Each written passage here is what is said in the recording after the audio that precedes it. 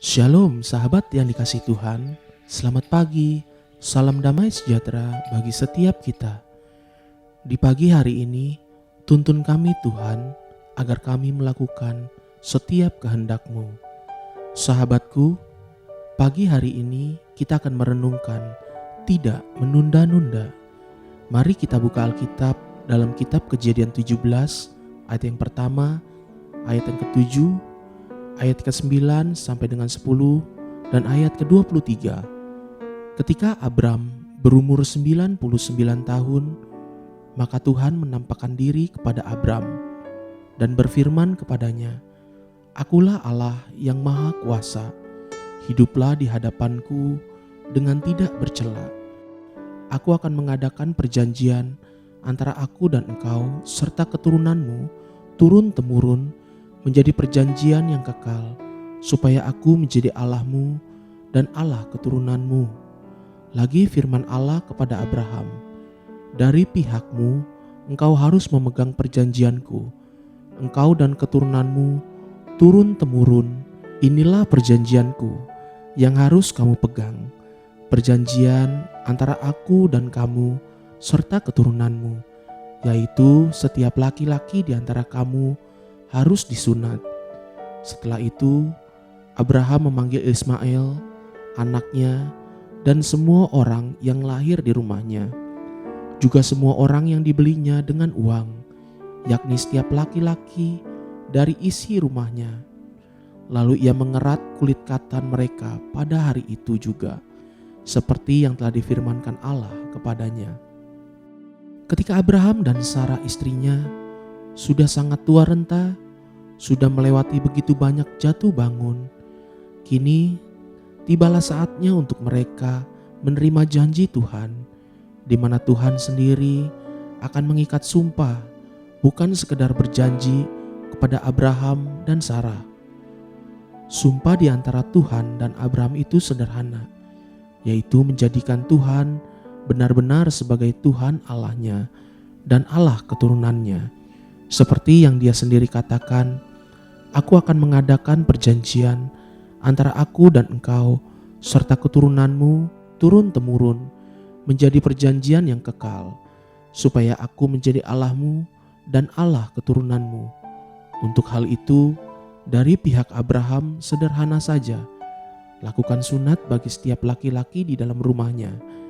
Tapi kita perlu memahami, hal ini bukan sekedar dari sudut pandang jasmani dan agamawi saja. Sunat adalah tindakan mengerat atau memotong pada kulit katan sehingga terlihat bekas luka dan tercurahlah darah di daging. Di Kejadian 17 ayat ke-13 dijelaskan makna dan tujuan sunat oleh Tuhan sendiri.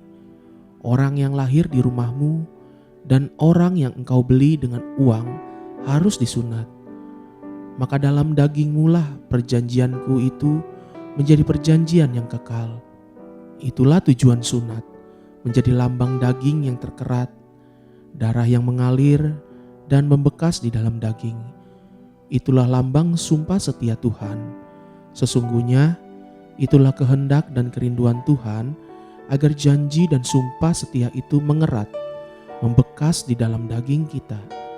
Dan untuk tujuan itu kita harus menderita sakit, terkadang seperti kulit katan yang dikerat hingga berdarah-darah. Coba perhatikan sikap luhur dari bapa orang percaya, Abraham ini terhadap perkataan janji Tuhan yang sebentar lagi akan menjadi sumpah di antara Tuhan dan Abraham. Kejadian 17 ayat 26 sampai dengan 27 berkata, "Pada hari itu juga Abraham dan Ismail, anaknya, disunat, dan semua orang dari isi rumah Abraham, baik yang lahir di rumahnya maupun yang dibeli dengan uang dari orang asing, disunat bersama-sama dengan dia."